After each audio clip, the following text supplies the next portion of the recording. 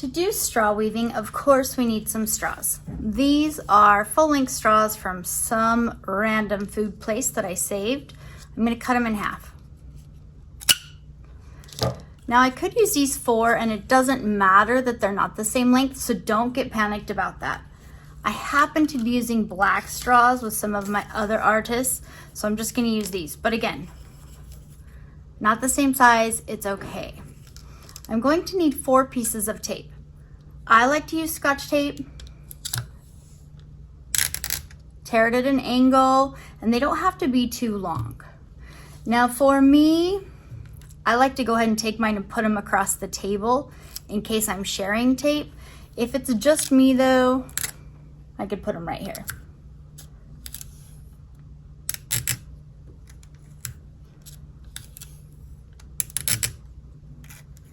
Now with my tape, I have 4 straws and I have 4 strings. Now these strings I just wrapped around my whole arm once and cut them. So they're about 2 feet long, about 30 inches.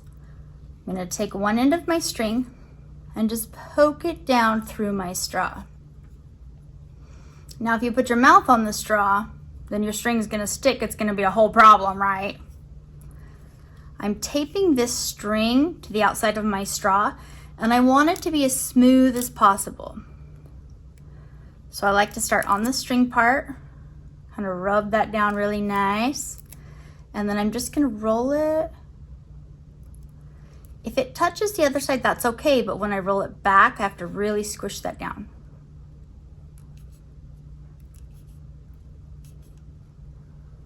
Yes. Rub it good, even if you squish your straw a little. Okay, now to do weaving on straws, I'm going to be putting my yarn across the top and then sliding it down. So it's real important that this top edge is very smooth. Make sure it's going to stay on good, and then do all of your other ones the same way.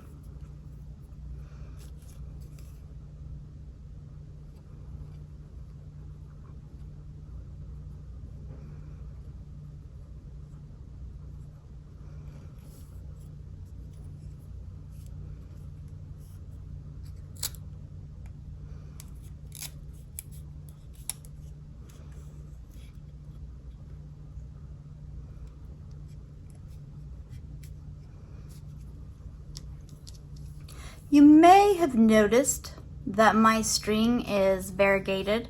That means it has more than one color. It goes from white to like a dark yellow.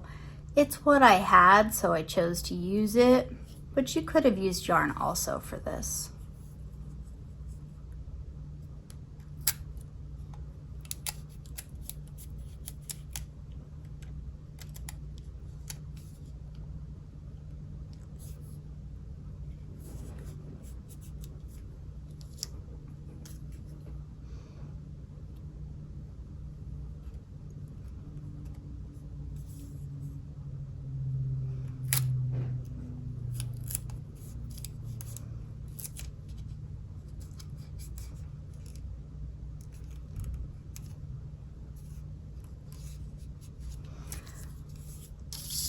Once you have all 4, you need to pick them up and straighten out all of the string that comes out the bottom. Because if it's twisted, it works fine, but it could just be a little bit of more difficulty, and we don't want that. We don't want that for you guys. Now, same thing, my ends are not perfect, doesn't matter, but I do need to tie a knot here. So I like to hold it with my hand, see the tails of my string, and then I'm gonna pinch it right above there. I want to leave that much at the end in case I choose to use this for a bracelet or something that needs to be tied. I'm going to cross my ends around and over the top of my long strings, and then they have to come up out of the hole. So it's going to start to look like a little pretzel. Now if I just pull on both of these, oopsie, if I pull on both of these, I'm not sure where my knot's going to end. So instead I'm just going to pull a little and kind of guide that knot to be about where I want it. When I like where it is, I'm going to pull it super tight, and I'm ready to begin my next step. I have a little collection of yarn here. Again, these are about 30 inches long. I just pull it from my arm up to the middle of my chest, and then cut it off. I know that I want to make some kind of pattern, so I'm thinking about two colors that will look really nice together. I think I'm going to start with green. Just gonna pull one out of my bundle and then I can get to work. Now, artists, I am right-handed. I use a pencil with my right hand. That means I'm gonna hold my straws in my left hand. When I start, my little tail is just gonna hold on with my thumb. Now you might think this seems odd, we're not gonna tie this on, anything, but it will be okay. Anytime you're worried, deep breath. Then I'm gonna go behind, in front, behind, in front. So if I look from the top down, I don't know, can you see how it goes every other one? Once I get to this back one, I'm gonna come back doing the opposite. In front, behind, in front. Now I have one on every single straw, and this part is where you have to decide how tight you're gonna do it. If it's really tight, it's gonna be difficult to slide down, so I like mine to be a little more loose. Since I'm on the top right here, I'm gonna wrap it around, goes behind, in front, behind, in front. It wraps around and does opposite. Front to back, front and around. And I'm gonna keep going until I use up all my yarn. Now you'll see I kind of push that down as I go, but once you get a few lines on here, you can actually use this back finger to like rub it down.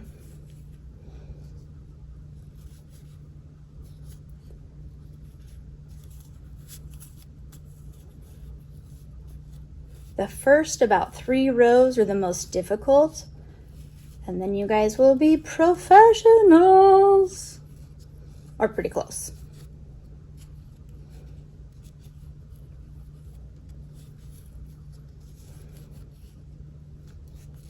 Okay, when I get done with a single piece of yarn, I'm just gonna let it hang.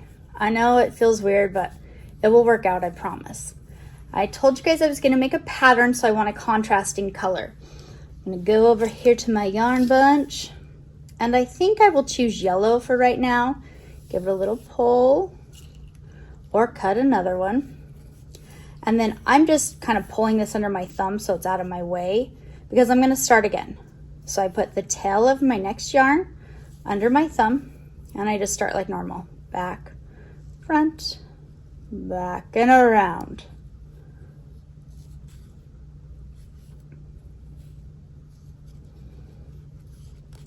Ooh, that straw looks like it's getting little, so I'm gonna kind of push these down. Now, very important part. Do not be tempted to push them all the way off the bottom. They're gonna do that by themselves as I just keep going. Just keep going. I think a fish sang that.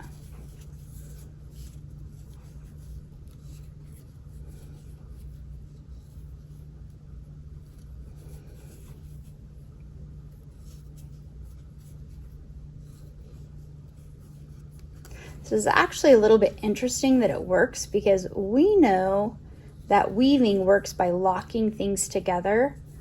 So what's happening is by going over and under, and it's actually over and under these threads that are through the middle, when we completely take our straws off at the very, very end, then we will have effectively locked these into place. Okay.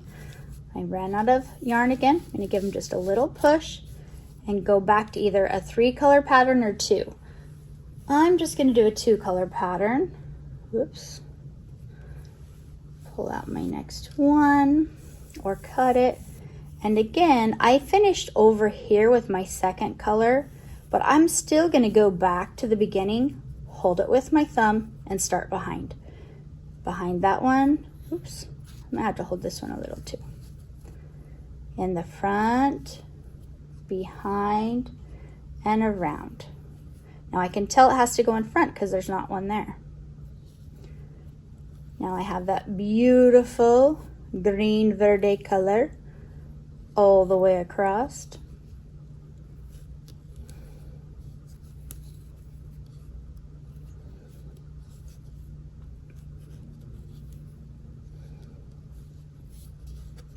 If you were to look at this from the top, let me show you what it would look like as I go. I don't know, can you see that? Zoop. See, it looks like a little snake back and forth, which is fine. You can do it that way, but you have to remember to pull it snug.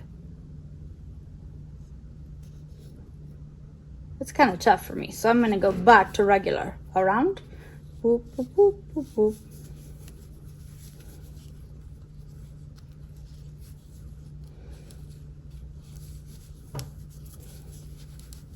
Squishing down, not pushing them off my straws.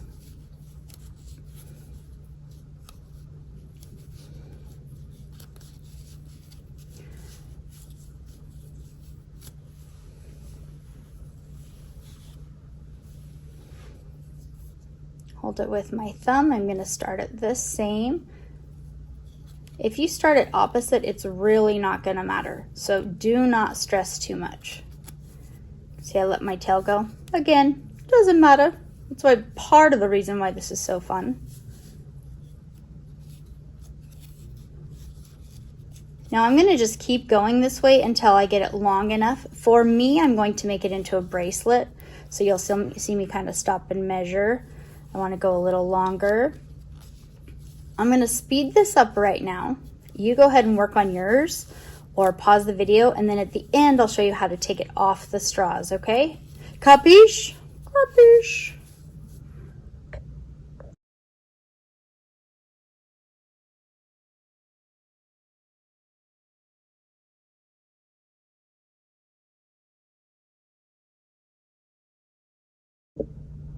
Now I've reached the point where I think I need one more color up here, but if I scoot it down, it's gonna start falling off. And you see how this one's kind of coming unraveled? Don't pull it, no matter what. It's gonna be fine, okay? So I'm just gonna go ahead and squish mine a little more. Actually, I might have to pull my straws a little. Okay, pretty good. I'm gonna put on my last one, a green to complete my pattern. Whoop. About 30 inches long.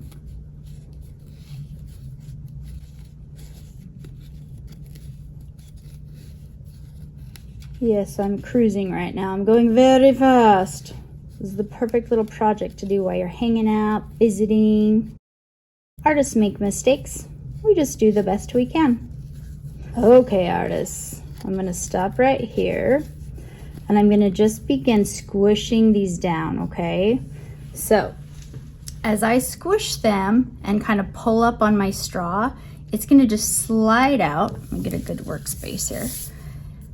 The yarn's gonna just slide along the bottom here. I like to keep them kind of even. That's just a me thing, I think, but. So I'm just pushing firmly. This is why we had to tape it so good. Wait, what? Oh. I want to make sure that's tidy.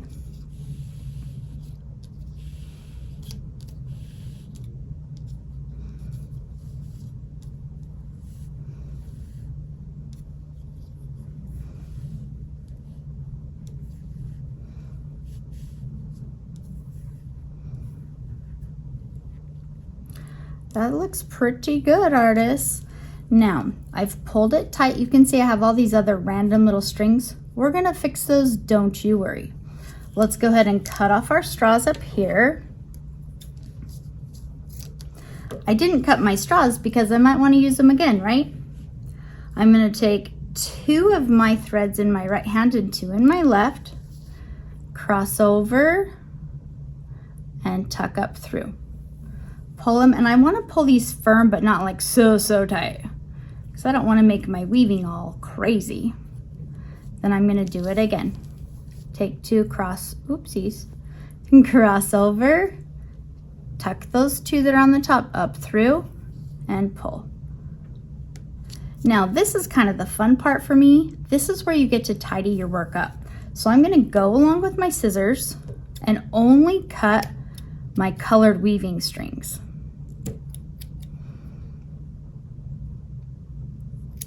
Now I could cut them super tight. I like to leave a little tail, just because, I don't know.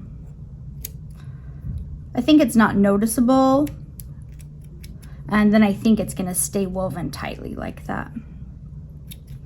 Even when I get down here to the last one, remember that at first I said, don't touch it, don't pull it. You can pull this one, then trim it.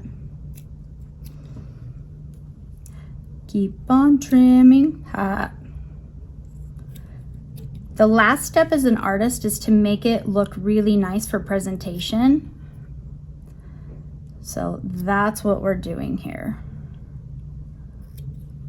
Don't rush, we put a lot of work into this. Okay, there you have it. Now you could tie it on your wrist, you could have someone else do it for you, use it as a gift, a bookmark. I think that's really a nice project. Good job, artists.